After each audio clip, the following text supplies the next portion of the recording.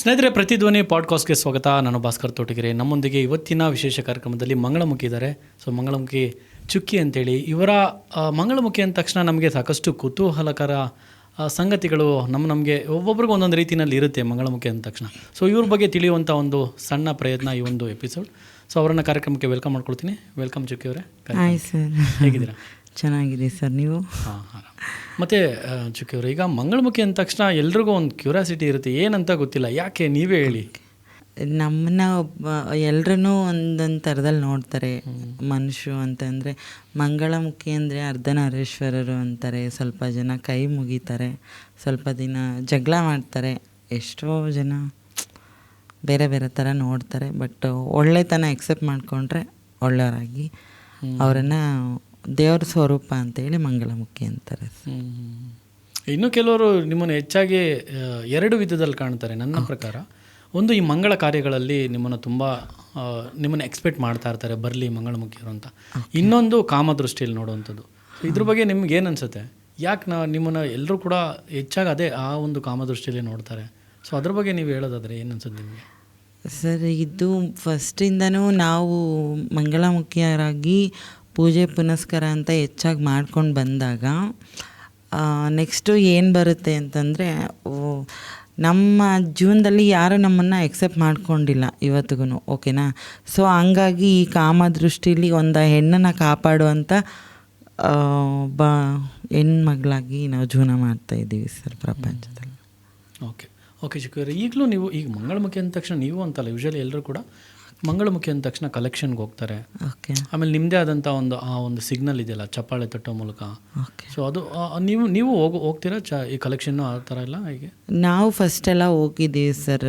Operation ಅದು ಇದು ಆಗೋಕ್ಕಿಂತ ಮುಂಚೆ ಎಲ್ಲ ಥರನೂ ಕಷ್ಟಪಟ್ಟಿದ್ದೀವಿ. ನಾವು ಒಂದು ಹುಡುಗಿ ಆಗಬೇಕು ಅಂದರೆ ಎಷ್ಟೆಲ್ಲ ಕಷ್ಟ ಇರುತ್ತೆ, ತುಂಬ ಕಷ್ಟಪಟ್ಟಿದ್ದೀವಿ ಸರ್. ಓಕೆ. ನಾನು ಕೇಳ್ಪಟ್ಟಾಗಿ ಈ ಕಲೆಕ್ಷನ್ ಹೋಗೋ ಉದ್ದೇಶನೇ ಮಂಗಳಮುಖಿಯವರು ಅವರ ಅಂದರೆ ಕನ್ವರ್ಟ್ ಆಗೋದಕ್ಕೆ, ಅಂದರೆ ಅವ್ರಿಗೆ ಆಪ್ರೇಷನ್ ಖರ್ಚಾಗಿರ್ಬೋದು, ಬೇರೆ ಬೇರೆ ಖರ್ಚುಗಳಿರುತ್ತಲ್ಲ.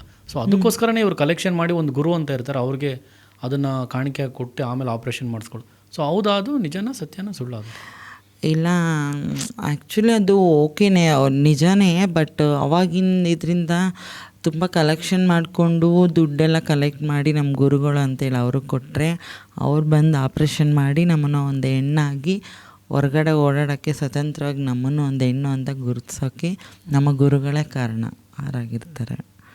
ಓಕೆ. ನೀವು ಚುಕ್ಕಿಯವ್ರು ಇನ್ನು ಹೆಂಗೆ ಗಂಡಾಗಿದ್ದುಕೊಂಡು ಹೆಂಗೆ ಹೆಣ್ಣಾಗಿ ಹೆಂಗೆ ಬದಲಾವಣೆ ಆದರೆ ಸಾಧ್ಯ ಸರ್? ಅದು ನಾವು ಟ್ರಾನ್ಸು ಅಂತಂದರೆ ಫಸ್ಟು ನಾವು ಹುಟ್ಟಿದಾಗ ಹುಡುಗನ ಥರನೇ ಅಂತ ಎಲ್ಲರೂ ಅಂದ್ಕೊಂಡಿರ್ತಾರೆ ಅಷ್ಟೇ.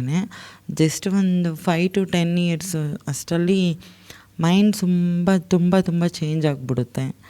ನಾವು ಒಂದು ಹುಡುಗಿ ಅನ್ನೋ ಫೀಲಲ್ಲಿ ಬೆಳೆದಿರ್ತೀವಿ, ಬಟ್ ಮೈಂಡು ತಂದೆ ತಾಯಿ ಸಾಕಿರ್ತಾರೆ, ಹುಡುಗ ಅಂದ್ಕೊಂಡು ಬೆಳೆಸಿರ್ತಾರಲ್ವ. ಸೊ ಅದೇ ಥರನೇ ನಾವು ಟ್ರೀಟ್ ಮಾಡಬೇಕಾಗುತ್ತೆ ಅಷ್ಟೇ.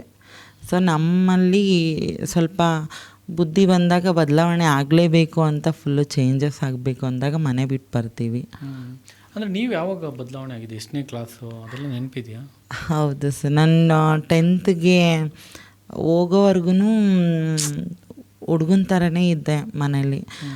ಹೋಗ್ಬೇಕಾದ್ರೆ ನಮ್ಮ ಅಪ್ಪ ಅಮ್ಮ ಇಬ್ಬರು ತೀರ್ಕೊಂಡಾಗ ನಾನು ಈ ಥರ ಬಂದೆ ಸರ್. ತೀರ್ಕೊಂತಾರೆ? ಹೌದು. ಹೇಗೆ? ನಮ್ಮ ಅಮ್ಮಂಗೆ ಸ್ವಲ್ಪ ಹಾರ್ಟ್ ಅಟ್ಯಾಕ್ ಆಗೋಯಿತು. ಜಸ್ಟ್ ಅಲ್ಲಿಂದ ಒಂದು 6 monthಲ್ಲೇ ನಮ್ಮ ಅಪ್ಪ ಅಜ್ಜಿನೂ ಕೂಡ ಮರದಿಂದ ಬಿದ್ದು ಸತ್ತೋಗ್ಬಿಡ್ತಾರೆ. ಯಾವ ಸ್ಟ್ಯಾಂಡರ್ಡ್ ಇವಾಗ ಅಪ್ಪ ಅಮ್ಮ ಇಬ್ಬರು ತೀರ್ಕೊಂಡಾಗ? ನಾನು ಸ್ಟ್ಯಾಂಡರ್ಡಾ? ಯಾವ ಸ್ಟ್ಯಾಂಡರ್ಡು? 10th ಮುಗಿಸಿದ್ದೆ. ಮುಗಿಸಿದ್ರಿ? ಅಂದರೆ ಇನ್ನೂ ಚಿಕ್ಕ ವಯಸ್ಸು. ಅಂದರೆ ಸೊ ಅವಾಗ ನೀವು ಹುಡುಗ ಆಗಿದ್ರಾ ಅಥವಾ ಕನ್ವರ್ಟ್ ಆಗಿದ್ರಾ ಹುಡುಗಿಯಾಗಿ? ಇಲ್ಲ, ಅವಾಗ ಅಂದರೆ ಡ್ರಾಮಾ ಗೀಮಾ ಅಂದ್ಕೊಂಡು ಸ್ವಲ್ಪ ಹುಡುಗಿ ಥರನೇ ರೆಡಿ ಆಗ್ತಿದ್ದೆ. ಏನು ಅನ್ಕೋತಾ ಇರಲಿಲ್ಲ, ಅಯ್ಯೋ ಬಿಡು ಪಾಪ ಹೋಗ್ಲಿ ಅಂತ ಅನ್ಕೊಂಡು. ನೀವು ನಿಮ್ಮ ಅಪ್ಪ ಅಮ್ಮ ಇಬ್ಬರು ತೀರ್ಕೊಳ್ತಾರಲ್ಲ, ಅವಾಗ ಮನೆ ಪರಿಸ್ಥಿತಿ ಹೇಗಿರುತ್ತೆ? ಅಂದರೆ ಎಷ್ಟು ಜನ ಇರ್ತೀರಿ ಮನೆಯಲ್ಲಿ? ಹೇಗೆ ಸಂಸಾರನ ಸಾಗಿಸೋದಕ್ಕೆ ಹೆಂಗಾಗುತ್ತೆ? ನೀವು ಕೂಡ ಅವಾಗ ಚಿಕ್ಕವರು. ಹೌದು, ಬಟ್ ನಾನು ನಮ್ಮ ಅಕ್ಕ ಇಬ್ಬರೇ ಮಕ್ಕಳು. ನಮ್ಮ ಅಕ್ಕನ ಮ್ಯಾರಿಡ್ ಆಗಿರುತ್ತೆ. ಸೊ ನಾನು ಮನೇಲಿ ಒಬ್ಬಳೇ ಆಗಿದ್ದು, ಮನೇಲಿ ಒಳಗಡೆನೇ ಕತ್ಲು ರೂಮಲ್ಲೇ ಇರ್ತಾಯಿದ್ದೆ. ಅವ್ರ ಅಕ್ಕಪಕ್ಕದವರೆಲ್ಲ ಊಟ ಇಲ್ಲ ಅಂದಾಗ ಅವರು ಬಾಗಿಲೆಲ್ಲ ತೆಗೆದ್ಬಿಟ್ಟು ಊಟಕ್ಕೆ ಇಟ್ಕೊಡೋರು, ನಿಮ್ಮ ಅಪ್ಪ ನಿಮ್ಮಮ್ಮ ಒಳ್ಳೆಯವರು, ಪಾಪ ದೇವ್ರು ಹಿಂಗೆ ಮಾಡ್ದ ಅಂತೇಳಿ ಇಷ್ಟು 3 ತಿಂಗ್ಳುಗಟ್ಟಲೆ ತುಂಬ ಚೆನ್ನಾಗಿ ನೋಡಿಕೊಂಡ್ರು. ಆವಾಗ ನನಗೆ ದುಡಿಯೋ ಅಷ್ಟು ಶಕ್ತಿನೂ ಕೂಡ ಇರಲಿಲ್ಲ. ಅವ್ರಿಗೋಸ್ಕರನೇ ನಾನು ಈ ಥರ ಇದ್ದೆ. ಇವಾಗ ನನ್ನ ಅನಿಸಿಕೆ ಹುಡುಗಿ ಆಗಲೇಬೇಕು ಅಂತ ಮೈಂಡಲ್ಲಿ ಇರುತ್ತಲ್ವ, ಸೊ ಆವಾಗ ಬಂದ್ಬಿಟ್ಟೆ ಬೆಂಗಳೂರಿಗೆ. ಯಾರೋ ಕರ್ಕೊಬಂದರು. ಅಂದರೆ ಊರಲ್ಲಿದ್ದಾಗಲೇ ಚೇಂಜ್ ಆಗಿದ್ರಾ? ಹೌದು, ಹುಡುಗಿನೇ ಅಂತ ಫೀಲ್ ಇರುತ್ತೆ, ಬಟ್ ಬಟ್ಟೆ ಮಾತ್ರ ಹಾಕ್ಕೊಂಡು. ಬಟ್ಟೆ ಊರಲ್ಲಿದ್ದಾಗ ಹಾಕ್ಕೊಂಡ್ರ ಅಥವಾ ಹುಡುಗಿ ಡ್ರೆಸ್ ಹಾಕಿದ್ರ ಅಥವಾ ಹುಡುಗಿ ಡ್ರೆಸ್ ಅವಾಗ ಹಾಕ್ತಾ ಇದ್ದೆ ಅಷ್ಟೇ. ಹೊರಗಡೆ ಎಲ್ಲ ಓಡಾಡ್ತಾ ಇದ್ರು? ಇಲ್ಲ ಆ ಥರ ಏನಿಲ್ಲ. ಓಕೆ, ಹಂಗಂದ್ರೆ ನೀವು ಊರು ಬಿಟ್ಟು ಬಂದ ಮೇಲೆ ಬೆಂಗಳೂರಲ್ಲಿ ನೀವು ಡ್ರೆಸ್ ಹಾಕಿದ್ದು? ಹೌದು. ಓಕೆ, ಮನೇಲಾಗ ನಿಮ್ಮ ಅಕ್ಕ ನಿಮ್ಮ ಮಾವ ಎಲ್ಲ ಇದ್ರಲ್ಲ, ಅವ್ರು ಹೆಂಗೆ ಅಕ್ಸೆಪ್ಟ್ ಮಾಡಿದ್ರೆ ಇದನ್ನು? ಹೀಗೆ ಆ್ಯಕ್ಚುಲಿ ನಮ್ಮ ಅಪ್ಪ ಅಮ್ಮ ತೀರೋಗಿರೋ ಅಮೌಂಟು ಸಾಲ ತೀರ್ಸೋಕ್ಕೋಸ್ಕರ ಕಲೆಕ್ಷನ್ ಮಾಡಿ ತುಂಬ ಕಷ್ಟ ಬಿದ್ದು ನಾನು ಆಪ್ರೇಷನ್ಗೆ ದುಡ್ಡು ಹಂಚೋವರೆಗೂ ನಾನು ಬೆಂಗಳೂರಲ್ಲಿ ಕೆಲಸ ಮಾಡ್ಕೊಂಡಿದ್ದೀನಿ ಅಂತಲೇ ಹೇಳ್ಕೊಂಡು, ಅದಾದ ನಂತರ ಆಪ್ರೇಷನ್ ಆದಮೇಲೆ ನಮ್ಮ ಅಕ್ಕಂಗೆ ಈ ಥರ ಅಂತ ಇನ್ಸ್ಟಾಗ್ರಾಮಲ್ಲಿ ರೀಲ್ಸಲ್ಲಿ ನೋಡಿ ಅವರು ಫೋನ್ ಮಾಡಿ ಹೌದು, ಅಲ್ಲಿವರೆಗೂ ಹೆಂಗೆ ಒಪ್ಕೊಂಡ್ರಾ ಅಥವಾ ಏನು ನಿಮ್ಮ ಮಾವ ನಿಮ್ಮ ಅಕ್ಕ ಅವರೆಲ್ಲ? ಅದೇ ತುಂಬ ಕಷ್ಟಪಟ್ಟು ತುಂಬ ಅಳ್ತಾ ಇದ್ರು. ನಮ್ಮ ಅಕ್ಕನೂ ಸಾಯೋ ಸ್ಟೇಜ್ಗೆಲ್ಲ ಹೋದರು. ಏನು ಮಾಡೋಕ್ಕಾಗಲ್ಲ, ನನ್ನ ಲೈಫ್ ಇದೆ ಅಂತೇಳಿ ನಾನು ಸಮಾಧಾನ ಮಾಡಿ ನಾನು ತುಂಬ ಅಳ್ತಾ ಇದ್ದೆ ಅವಾಗವಾಗ. ಎಲ್ಲರೂ ನೆನೆಸ್ಕೊಂಡು ಇವಾಗ ಒಂದು ನಿರ್ಧಾರಕ್ಕೆ ಬಂದು ಜೀವನ ಮಾಡ್ತಾ ಇದ್ದೀನಿ. ಇವಾಗೆಲ್ಲ ಆರಾಮಿದ್ದೀರಿ? ಆರಾಮಾಗಿದ್ದೀನಿ ಸರ್. ಓಕೆ, ಇನ್ನು ನೀವು ಹುಡುಗನಾಗಿ ಹುಡುಗಿಯಾಗಿ ಬದಲಾಗ್ತೀರಿ, ಬೆಂಗಳೂರಿಗೆ ಬಂದ್ಬಿಡ್ತೀರಿ ನೇರವಾಗಲ್ಲ? ಹೌದು. ಸೊ ಅವಾಗ ನೀವು ಇಲ್ಲಿ ಅನುಭವಿಸಿದಂಥ ಕಷ್ಟಗಳು ಏನೆಲ್ಲ ಫೇಸ್ ಮಾಡಿದ್ರಿ? ಯಾಕಂದರೆ ಒಂದು ಮಂಗಳಮುಖಿ ಅಂದ ತಕ್ಷಣ ಈ ಸಮಾಜ ನೋಡೋ ದೃಷ್ಟಿಕೋನ ನಾನು ಆಗಲೇ ಹೇಳಿದಾಗೆ ಅವ್ರು ಫಸ್ಟ್ ಥಾಟ್ ಬರೋದೇ ಎಲ್ರಿಗೂ ಒಂದು ಕಾಮದೃಷ್ಟಿ. ಸೊ ನೀವು ಇಲ್ಲಿ ಬೆಂಗಳೂರು ಬಂದಮೇಲೆ ಹೆಂಗೆ ಫೇಸ್ ಮಾಡಿದ್ರಿ? ನಿಮಗಾದಂಥ ಪ್ರಾಬ್ಲಮ್ಸ್ಗಳು ಹೆಂಗೆ ಫೇಸ್ ಮಾಡಿದ್ರಿ? ಪ್ರಾಬ್ಲಮ್ಸ್ಗಳಂದರೆ ತುಂಬಾ ಕಷ್ಟಪಟ್ಟೆ ಸರ್. ಅವಾಗ ಒಂದು ಊಟಕ್ಕೂ ಬೆಂಗಳೂರಿಗೆ ಬಂದಾಗ ತುಂಬ ಕಷ್ಟಪಟ್ಬಿಟ್ಟಿದ್ದೀನಿ. ಎಲ್ಲ ಯಾರು ಬೇಕೋ ಅವರೆಲ್ಲ ಬೈದು ಹೋಗ್ತಾರೆ, ಮತ್ತು ರೋಡಲ್ಲಿ ನಿಂತ್ಕೊಂಡ್ರೆ ಬೈಕಲ್ಲಿ ಹೋಗೋರೆಲ್ಲ ಉಗುಳ್ತಾರೆ, ಥೂ ಅಂತ ಕುಡ್ದಿರ್ತಾರೆ, ಹೆಂಗೆ ಬೇಕೋ ಹಂಗೆ ಬೈಯೋದು ಆ ಥರ ಎಲ್ಲ ಮಾತಾಡ್ತಾರೆ. ಎಷ್ಟೋ ಜನ ತುಂಬ ಕಷ್ಟ ಅನುಭವಿಸ್ಬಿಟ್ಟಿದ್ದೀನಿ ನನ್ನ ಲೈಫಲ್ಲಿ ಬಂದಾಗಿಂದ, ಬೆಂಗಳೂರಿಗೆ ಬಂದಮೇಲೆ. ಹೌದು. ಆ ಥರ ಕಹಿ ಘಟನೆ ಯಾವುದಾದ್ರೂ ಶೇರ್ ಮಾಡೋದಾದ್ರೆ ಚಿಕ್ಕವ್ರೆ?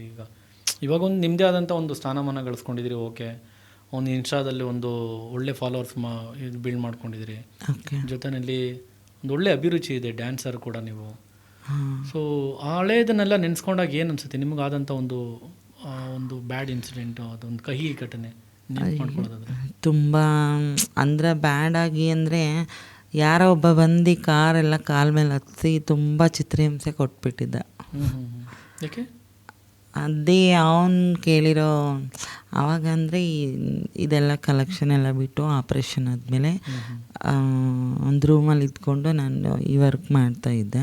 ಸೊ ಅವನು ಕುಡ್ಕೊಬಂದು ತುಂಬ ಟಾರ್ಚರ್ ಕೊಟ್ಟಿದ್ದೆ. ಅದೊಂದು ಇನ್ನೂ ಲೈಫಲ್ಲಿ ನೆನೆಸ್ಕೋತಾ ಇದ್ದೀನಿ. ಅಂದರೆ ಒಬ್ಬನೇನಾ ಅಥವಾ ಹೇಗೆ? ಇಬ್ಬರು ಬಂದಿದ್ರು ಸರ್.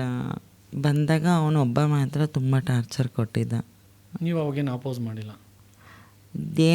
ಅದು ಅಲ್ಲಿಂದ ಬಂದಿರ್ತೀವಲ್ವಾ, ಎಲ್ಲೋ ಇರ್ತೀವಿ, ಯಾರು ನಮ್ಮನ್ನು ಕೇಳೋರಿಲ್ಲ.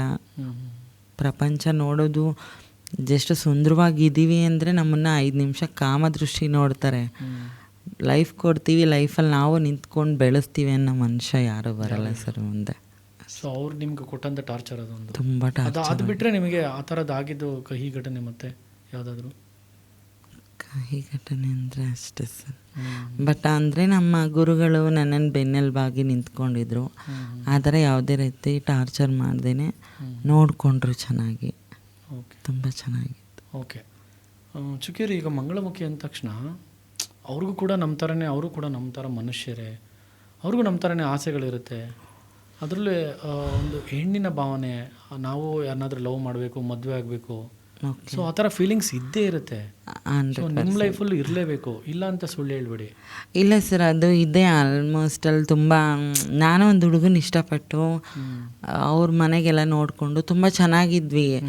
ಬಟ್ ಅವ್ರ ಪೇರೆಂಟ್ಸ್ ಏನು ಹೇಳ್ತಾರೆ ಅಂದರೆ ಸ್ವಲ್ಪ ದೂರದಿಂದನೇ ನಿಮ್ಮ ರಿಲೇಷನ್ ಇಟ್ಕೊಳ್ಳಿ, ನಮ್ಮ ಮಧ್ಯೆ ಯಾರು ತರಬೇಡಿ ಅಂತಾರೆ. ಬಟ್ ನಾವು ಅವ್ರನ್ನ ಚೆನ್ನಾಗಿ ನೋಡಿಕೊಂಡ್ರೆ ಮಾತ್ರ ಚೆನ್ನಾಗಿ ಮಾತಾಡಿಸ್ತಾ ಇದ್ರು. ಹಂಗಾಗಿ ಬ್ರೇಕ್ ಮಾಡ್ಕೊಂಡಿದ್ದು ಅಷ್ಟೇ ಲೈಫಲ್ಲಿ. ಅಂದರೆ ಇಬ್ರಿಗೂ 2 ವೇನಾ ಲವ್ ಅದು? ಹೌದು 2 ವೇನೆ ಸರ್. ಎಷ್ಟು ವರ್ಷ? 4-5 ಇಯರ್ಸ್ ಲವ್ ಮಾಡಿದ್ವಿ. ಅಂದರೆ ಚಿಕ್ಕ ಸಾಮಾನ್ಯ ಅಲ್ಲ. ಹೌದು, ಒಂದು 2-3 ಟೈಮ್ ಅಷ್ಟೇ ಮೀಟ್ ಆಗಿರೋದು. ಜಸ್ಟ್ ಕಾಲಲ್ಲಿ ಮಾತ್ರ ಮಾತಾಡ್ತಾ ಇದ್ದೆ ಅಷ್ಟೇ. ಹೇಗಿತ್ತು ಅದು ಆ ಲೈಫ್ ಓಕೆ ಸರ್. ಅವನು ತುಂಬ ಅನುಮಾನ ಪಡೋದು, ಆ ಥರ ಎಲ್ಲ ಟಾರ್ಚರ್ಗಳು. ಹಂಗಾಗಿ ನಾನು ಯಾರು ಬೇಡ. ಅವ್ರು ನಿಮ್ಮಿಂದ ಏನು ಎಕ್ಸ್ಪೆಕ್ಟ್ ಮಾಡ್ತಾಯಿದ್ರು?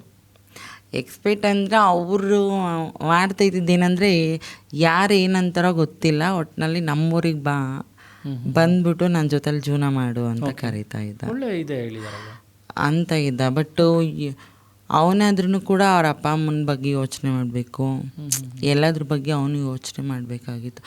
ನಾನು ಅರ್ಥ ಮಾಡ್ಕೊಂಡು ಬಿಟ್ಬಿಟ್ಟೆ. ಅವನೇನೋ ನನ್ನ ಮೇಲಿರೋ ಹುಚ್ಚುಗೋಸ್ಕರ ಕರೀತಾನೆ. 4 ಜನ ಒಪ್ಕೋತಾರ? ಒಪ್ಕೊಳ್ಳಲ್ಲ. ಅಂದರೆ ಮದುವೆ ಆಗೋ ಸ್ಟೇಜ್ವರೆಗೂ ಹೋಗಿದ್ರ ಮಾತುಕತೆ? ಹೋಗಿದ್ದೀನಿ ಸರ್. ಓಕೆ, ಹಾಗಿದ್ರೆ ಲೈಫ್ ಸೆಟ್ಲ್ ಆಗ್ತಾಯಿದ್ರಿ? ಸೆಟ್ಲ್ ಆಗ್ತಾಯಿದ್ವಿ ಅಂದರೆ ಅವನ ಹತ್ರ ಏನೂ ಇಲ್ಲ, ಜಸ್ಟ್ ಅವ್ನು ನನಗೆ ಪ್ರೀತಿ ಕೊಟ್ಟಿದ್ದು ಅಷ್ಟೇ. ಅವರು ಕೂಲಿ ಕೆಲಸ ಮಾಡಿ ಜೀವನ ಮಾಡ್ತಾಯಿದ್ದ. ಕೂಲಿ ಮಾಡ್ಕೊಂಡು ಸಾಕ್ತೀನಿ ಬಾ ಅಂತ ಕರೆದ. ಅವ್ರ ಅಪ್ಪ ಅಮ್ಮ ನೋಡ್ಕೊಳ್ಳೋದೇ ಕಷ್ಟ, ನನ್ನನ್ನು ಹೆಂಗೆ ನೋಡ್ಕೋತಾರೆ? ಆಮೇಲೆ 4 ಜನ ಒಪ್ಕೊಳ್ಳಲ್ಲ. ಹಂಗಾಗಿ ಬೇಡ, ಎಲ್ಲ ಇದ್ರೂ ಯಾವುದಾದ್ರೂ ಒಂದು ಹುಡುಗಿ ಮದುವೆಗೆ ಚೆನ್ನಾಗಿರೋ ಅಂತೇಳಿ ನಾನೇ ಬಿಟ್ಟು ಒಳ್ಳೆ ಮನಸ್ಸು ನೋಡಿ. ಬದುಕೋ ಹೋಗಿ ಮಗನೇ ಅಂತೇಳಿ ಬಿಟ್ಟಿದ್ದೀರಾ? ಹೌದು. ಯಾಕೆ ಅಂದರೆ ಪಾಪ ನನ್ನಿಂದ ಅವ್ರ ಲೈಫ್ ಹಾಳಾಗಬಾರ್ದು, ಒಂದು ಹುಡುಗನ ಲೈಫ್. ಬೆಂಗಳೂರಾದರೆ ಓಕೆ ಸರ್, ಹಳ್ಳಿ ಕಡೆ ಅಲ್ವಾ? ಹಳ್ಳಿ ಕಡೆ ಇದೆಲ್ಲ ಒಪ್ಪೋದೇ ಇಲ್ಲ, ಒಪ್ಕೊಳ್ಳಲ್ಲ. ನಿಮ್ಮೂರಲ್ಲೇ ಒಪ್ಕೊಂಡ್ರಾ ನೀವು ಹುಡುಗನಾಗಿ? ನೆಕ್ಸ್ಟು ಹುಡುಗನಾಗಿದ್ದು ಹುಡುಗಿ ಆದಮೇಲೆ ನಿಮ್ಮೂರಿಗೆ ಯಾವಾಗ ಫಸ್ಟ್ ಟೈಮ್ ಹೋಗಿದ್ದು? ಹೆಂಗೆ ರಿಸೀವ್ ಮಾಡಿದ್ರು ನಿಮ್ಮನ್ನು? ಒಪ್ಕೊಂಡ್ರಾ? ಇಲ್ಲ, ನಾನು ಹುಡುಗ ಆಗಿದ್ದಾಗ ಮನೆ ಬಿಟ್ಟು ಬಂದಿದ್ದು. ಆವಾಗ ಮತ್ತೆ ಒಂದು 3 ಇಯರ್ಸ್ ಆದಮೇಲೆ ಎಲ್ಲ ಆಪ್ರೇಷನ್ ಎಲ್ಲ ಆಯಿತು. ಹೋಗೋಣ ಅಂತೇಳಿ ಊರಿಗೆ ಹೋದರೆ ಸಂಜೆ 6 ಗಂಟೆ ಆಗಿತ್ತು. ನಾನು ಬರ್ತಾಯಿದ್ದೀನಿ ಅಂದರೆ ಫುಲ್ಲು ಇಡೀ ಜಾತ್ರೆ ಜನ ಬೈತಾ ಇದ್ರು. ಅರ್ಧ ಜನ ಏನಾಗಿತ್ತು ನಿಂಗೆ ಈ ಥರ ಅದೆಲ್ಲ, ಎಲ್ಲರನ್ನೂ ಕಳ್ಕೊಂಡು ಹಿಂಗಾದೆ ಅಂತ ಅನ್ನೋರು. ಸ್ವಲ್ಪ ಜನ ಖುಷಿಯಾಗೋರು, ಏನೋ ದೇವರು ಇಚ್ಛೆ ಬಿಡು, ಚೆನ್ನಾಗಿದೆಯಾ, ಚೆನ್ನಾಗಿರ್ತೀಯಾ ಅಂತ ಸ್ವಲ್ಪ ಜನ ಖುಷಿ ಪಡೋರು. ನಿಮ್ಮ ಹಳೆ ಫ್ರೆಂಡ್ಸ್ಗಳು ಸ್ಕೂಲ್ ಡೇಸಲ್ಲೆಲ್ಲ ಇವಾಗಲೂ ಖುಷಿಯಾಗಿ ಮಾತಾಡಿಸ್ತೀವಿ ಸರ್. ಹುಡುಗಿರಾದ್ರೂ ಹುಡುಗಿರು ನನ್ನ ಜೊತೆಲಿ ತುಂಬ ಕ್ಲೋಸ್ ಆಗಿರ್ತಾಯಿದ್ರು. ಅವ್ರು ತುಂಬ ಖುಷಿ ಪಡ್ತಾರೆ ಇವಾಗಲೂ ನೋಡಿದ್ರೆ. ಓಕೆ, ಇನ್ನು ಚುಕ್ಕಿಯವರೇ, ನಿಮಗೆ ಈಗ ಕಲೆಕ್ಷನ್ಗೆ ಅಂತ ನಿಂತಾಗ ನಿಮ್ಗೆ ಆದಂಥ ಹರಾಸ್ಮೆಂಟ್ಗಳೇನು, ಅಂದರೆ ತೊಂದರೆಗಳು ಏನಾದರೂ ಆಗಿದೆಯಾ? ಫೇಸ್ ಮಾಡಿದ್ದೀರಾ? ತೊಂದರೆಗಳಂದರೆ ಒಬ್ಬೊಬ್ಬರು ಕೂಗ್ತಾರೆ, ಈ ಬಂದ್ರಪ್ಪ ಈ ಚಕಗಳು, ಈ ಕೋಜಗಳು ಅಂತ ಕೂಗಾಡ್ತಾರೆ. ಆಮೇಲೆ ಕಾರ್ ಗ್ಲಾಸ್ ಹಾಕೋತಾರೆ, ಕೊಡಲ್ಲ. ಕೇಳಿದ್ರೆ 1 ರೂಪಾಯಿನ ಒಬ್ಬೊಬ್ಬರು ಗಾಡಿ ಮುಂದಕ್ಕೆ ಮೂವ್ ಮಾಡ್ಬೇಕಾದ್ರೆ ಸ್ಟಾಪ್ ಮಾಡಿದ್ರು ಕೊಡೋಣ ಕೈಲನ್ನೆಲ್ಲ ಬಿಸಾಕ್ಬಿಟ್ಟು ಹೋಗ್ತಾರೆ ನೆಲದ ಮೇಲೆ. ಎತ್ಕೋಬೇಕು. ನಮ್ಮ ಟ್ರಾನ್ಸ್ಗಳ ಲೈಫು ಅಂದರೆ ತುಂಬಾ ಕಷ್ಟ ಇದೆ. ಬಟ್ ದೇವರು ನಮ್ಗೆ ಎದುರಿಸೋವಂಥ ಶಕ್ತಿ ಕೊಟ್ಟಿರೋದಕ್ಕೆ ನಾವು ರೋಡಲ್ಲಿ ನಿಂತ್ಕೊಂಡು ಜೀವನ ಮಾಡ್ತಾಯಿದ್ದೀವಿ ಸರ್. ಸೂಪರ್. ಈಗ ಪ್ರೆಸೆಂಟ್ ಏನು ವರ್ಕ್ ಮಾಡೋದು ನೀವು? ಸರ್ ಪ್ರೆಸೆಂಟ್ ಅಂದರೆ ನಾನು ಸದ್ಯ ಡ್ಯಾನ್ಸ್ಗೆ ಹೋಗ್ತೀನಿ. ಮತ್ತು ಸಂಜೆ ಆದರೆ ಗೊತ್ತಲ್ವ ಸರ್, ನಮ್ಮದು ವರ್ಕ್ ಮಾಡ್ಕೊಂಡು ಹೆಂಗೋ ಜನ ಮಾಡ್ತಾಯಿದ್ರು. ನನ್ನ ಪ್ರಶ್ನೆ, ಯೂಶ್ವಲಿ ಎಲ್ಲರೂ ಕೂಡ ಟ್ರಾನ್ಸ್ಜೆಂಡರು ಸೊ ಇದನ್ನೇ ಅವಲಂಬಿಸಿರ್ತಾರೆ. ಅಂದರೆ ಸೆಕ್ಸ್ ವರ್ಕರ್ ಆಗಿ ಕೆಲಸ ಮಾಡೋದಕ್ಕೆ ಡಿಪೆಂಡ್ ಆಗಿಬಿಟ್ಟಿರ್ತಾರೆ. ಅದರಿಂದ ಹೊರಗಡೆ ಬಂದು ಒಂದು ಬದುಕನ್ನು ಕಟ್ಕೊಳ್ಳೋಕ್ಕಾಗೋದೇ ಇಲ್ವಾ? ಅಂದರೆ ನಾನು ಹೇಳೋದು, ಆ ಕೆಲಸ ಬಿಟ್ಟು ಬೇರೆ ಜೀವನ ಕಟ್ಕೊಳ್ಳೋಕೆ ಸಾಧ್ಯನೇ ಇಲ್ವಾ ಅಂತ. ಇದಕ್ಕೊಂದು ಉತ್ತರ ಕೊಡ್ತೀನಿ ಕೇಳಿ ಸರ್. ಈ ವಿಷಯದಲ್ಲಿ ಸೆಕ್ಸ್ ವರ್ಕ್ಗೆ ಮಾತ್ರ ಬರ್ತಾರೆ ಅಂತ ಹೇಳೋದು ತುಂಬಾ ತಪ್ಪು. ನಮ್ಮ ಕರ್ನಾಟಕದಲ್ಲಿ ಎಷ್ಟು ಟ್ರಾನ್ಸ್ ಇದ್ದಾರೋ ಯಾರನ್ನು ಕೂಡ ಸೆಕ್ಸ್ ವರ್ಕ್ಗೆ ಯಾವೊಬ್ಬ ಮನುಷ್ಯರು ಕೂಡ ಇಷ್ಟಪಡಲ್ಲ. ಜಸ್ಟ್ ಹೊಟ್ಟೆಪಾಡು ಜೀವನದಾರಿಗೋಸ್ಕರ ಸೆಕ್ಸ್ ವರ್ಕ್ ಅಷ್ಟೇ ಸರ್. ಯಾರೂ ಇಷ್ಟಪಟ್ಬಿಟ್ಟು ಸೆಕ್ಸ್ ವರ್ಕ್ ಮಾಡ್ತಾ ಇಲ್ಲ ಸರ್. ನಮ್ಮನ್ನು ಯಾರು ಎಕ್ಸೆಪ್ಟ್ ಮಾಡ್ಕೊಳ್ಳಲ್ಲ. ಸೊ ಹಂಗಾಗಿ ಇದೇ ಜೀವನ ಮಾಡಬೇಕಲ್ವ ಅಂತೇಳಿ ಈ ರೂಪದಲ್ಲಿ ತುಂಬ ನಿಜ ಹೇಳಿ, ನಿಮಗೆ ಬೇಜಾರಾಗೋದಿಲ್ವಾ? ಈ ವರ್ಕ್ ನನಗೆ ಬೇಕಾ ಅನಿಸುತ್ತೆ. ನೀವು ಬಂದಿದೆ ಇದಕ್ಕೆನಾ? ನೀವು ಹುಡುಗ ಆಗಿ ಇದ್ದು ಹುಡುಗಿಯಾಗಿ ಬದಲಾಗಿದ್ದೇ ಇದಕ್ಕೇನಾ, ಸೆಕ್ಸ್ ವರ್ಕರ್ ಆಗಿ ಇರೋದಕ್ಕೇನಾ? ನಿಮಗಿದೆಲ್ಲ ಅನ್ಸೋದಿಲ್ಲ ಚುಕ್ಕಿಯವರೇ? ಒಂದು ನಾವು ಟ್ರಾನ್ಸ್ ಆಗಬೇಕು ಅಂತ ಬರಬೇಕು ಅಂತ ಅಂದ್ಕೊಂಡಾಗ ಇವೆಲ್ಲ ನಮಗೆ ಗೊತ್ತಿರಲ್ಲ ಸರ್. ಇದೆಲ್ಲ ಮೈಂಡಲ್ಲೇ ಇರೋದಿಲ್ಲ. ಮೈಂಡಲ್ಲಿ ಇರಲ್ಲ. ನಮ್ಮ ಜೀವನ ಏನಂದರೆ ಬಿಡಪ್ಪ ಹುಡುಗಿ ಆಗಬೇಕು ಅಷ್ಟೇ, ಅಷ್ಟೇ ಇರುತ್ತೆ. ಯಾವುದೇ ಒಬ್ಬರು ಬರಲಿ ಒಂದು ಹುಡುಗಿ ಆಗ್ತೀವಿ ಅಲ್ಲ ಹೋದ್ರೆ ಅನ್ನೋದಷ್ಟು ಬಿಟ್ಟರೆ ಇನ್ನು ಯಾವುದೇ ರೀತಿ ಈ ಥರ ಸೆಕ್ಸ್ ವರ್ಕ್ ಮಾಡಬೇಕು ಅದು ಇದು ಅಂತ ಯಾರೂ ಅಂದ್ಕೊಂಡು ಬರಲ್ಲ ಸರ್. ಇವತ್ತಿಗೂ ಒಬ್ಬರು ನಮ್ಮ ಕೆಲಸ ಕೊಡ್ತೀವಿ, ನಾವು ಚೆನ್ನಾಗಿರ್ತೀವಿ ಅಂದರೆ ಯಾರು ಬೇಕಾದ್ರೂ ಎಕ್ಸೆಪ್ಟ್ ಮಾಡ್ಕೊಂಡು ಹೋಗ್ತಾರೆ ಇವತ್ತು. ಬಟ್ ಕೊಡೋದಿಲ್ಲ, ಈ ಸಮಾಜ ಮರ್ಯಾದೆನೂ ಕೊಡೋಲ್ಲ, ಕೆಲಸನೂ ಕೊಡೋದಿಲ್ಲ. ಹೌದು ಸರ್, ಮರ್ಯಾದೆ ಕೊಡಲ್ಲ. ಅವಾಗ ಏನು ಅನ್ಸುತ್ತೆ ಈ ಸಮಾಜದ ಬಗ್ಗೆ? ಗಂಡಸರ ಬಗ್ಗೆ ಸಿಕ್ಕಾಪಟ್ಟೆ ಕೋಪ ಇರುತ್ತೆ ಅನ್ಕೊಂತೀನಿ. ಕೋಪ ಇರುತ್ತೆ ಒಳಗಡೆ, ನಿಮ್ಮ ಒಳಗಡೆ ಇರುತ್ತೆ, ತುಂಬ ಬೆಂಕಿ ಇರುತ್ತೆ ಅಂತ ಅನ್ಕೊಂತೀನಿ. ಹೌದು, ಯಾಕೆಂದರೆ ಎಲ್ರೂ ಕಾಮದೃಷ್ಟಿಯಿಂದ ನೋಡೋದು ಬಿಟ್ಬಿಟ್ಟು ಅದನ್ನೇ ಒಳ್ಳೆಯದಂದಲ್ಲಿ ನೋಡಿ ಒಂದು ಜೀವನ ಕಟ್ಕೊಡೋದು, ಒಂದು ಕೆಲಸ ಏನೋ ಒಂದು ಕೊಟ್ಬಿಟ್ಟು ಜೀವನ ಮಾಡಿಸಿದ್ರೆ ಯಾವುದೋ ಒಂದು ರೇಂಜಲ್ಲಿ ಇರ್ತಿದ್ದೀವಿ ಸರ್. ನಾವು ಎಲ್ಲರ ಥರನೇ ಒಂದು ಹೆಣ್ಣಾಗಿದ್ದೀವಪ್ಪ, ಹೆಂಗೋ ಇರೋದ ಅಂತ ಯಾರು ಸರ್ ಎಕ್ಸೆಪ್ಟ್ ಮಾಡ್ತಾರೆ? ನಮ್ಮ ಸರ್ಕಾರದವರೇ ಇಂಥದಕ್ಕೆಲ್ಲ ಮುಂದೆ ಬರಲ್ಲ. ಇನ್ನು ದುಡ್ಡು ಗಿಡ್ಡು ಅಂತ ಅಷ್ಟೇ ಇಷ್ಟ ಕೊಟ್ಬಿಟ್ರೆ ಜೀವನ ಆಗ್ಬಿಡುತ್ತಾ? ಚುಕ್ಕಿರಿ, ಇನ್ನು ಮಂಗಳಮುಖಿಯವ್ರ ಕೈಯಲ್ಲಿ ಈ ಶಾಪ ಹಾಕ್ಸ್ಕೊಂಡ್ರೆ ನನ್ನ ಮಗ ಸರ್ವನಾಶ ಆಗೋಗ್ಬಿಡ್ತಾನೆ ಅಂತ ಒಂದು ಮಾತಿದೆ. ಮಂಗಳಮುಖಿಯವ್ರು ಏನಾದರೂ ಶಾಪ ಹಾಕಿದ್ರೆ, ಅದೇ ರೀತಿ ಮಂಗಳಮುಖಿಯವ್ರು ಏನಾದರೂ ಆಶೀರ್ವಾದ ಮಾಡಿದ್ರು ಕೂಡ ಒಳ್ಳೇದು ಅಂತೇಳಿ. ಖಂಡಿತ ಸರ್. ಯಾಕೆ ಅಂದರೆ ಅವರು ಎಲ್ಲ ಕಷ್ಟ ನೋವು ಒಂದು ಹುಡುಗಿಯಾಗಿ ಅವರು ಕಷ್ಟ ಅಂತಾರಲ್ವಾ, ಅದಕ್ಕಿಂತ 3ರಷ್ಟು ಇವ್ರ ಕಷ್ಟ ನಾವು ಅನುಭವಿಸಿ ಬಂದಿರ್ತೀವಿ. ಓಕೆನಾ? ನಮ್ಮ ನೊಂದಿನ ಮನಸ್ಸಿಗೆ ನಾವು ಯಾವ ಥರ ಟ್ರೀಟ್ ಮಾಡ್ತೀವಿ ಆ ಥರ ಹೋಗ್ಬಿಡುತ್ತೆ. ನಾವು ಎಷ್ಟು ಅಯ್ಯೋ ಒಂದು ನಿಮ್ಗೆ ಶಾಪ ಹಾಕಿದ್ರೆ ಅದು ತಟ್ಟುತ್ತೆ ಸೀರಿಯಸ್ ಆಗಿ. ಒಳ್ಳೇದಾಗ್ಲಪ್ಪ ಅಂತ ದೇವರ ಆಶೀರ್ವಾದ ಇರಲಿ ಅಂತ ಕೈ ಇಟ್ಟು ಇದನ್ನ ಮಾಡಿದ್ರೆ, ಆಶೀರ್ವಾದ ಮಾಡಿದ್ರೆ ಒಳ್ಳೇದಾಗುತ್ತೆ. ಎಲ್ಲ ಒಂದು ಕಡೆ ಜಸ್ಟ್ ನಂಬಿಕೆಯಿಂದ ಜನಗಳೆಲ್ಲ ಆಶೀರ್ವಾದ ತಗೊಂಡು ಚೆನ್ನಾಗೇ ಇದ್ದಾರಲ್ವಾ. ಹೆಚ್ಚಿನ ವಿಡಿಯೋಗಳಿಗೆ ಪ್ರತಿಧ್ವನಿ ಯೂಟ್ಯೂಬ್ ಚಾನೆಲ್ ಸಬ್ಸ್ಕ್ರೈಬ್ ಮಾಡಿ, ಬೆಲ್ ಐಕಾನ್ ಕ್ಲಿಕ್ ಮಾಡಿ.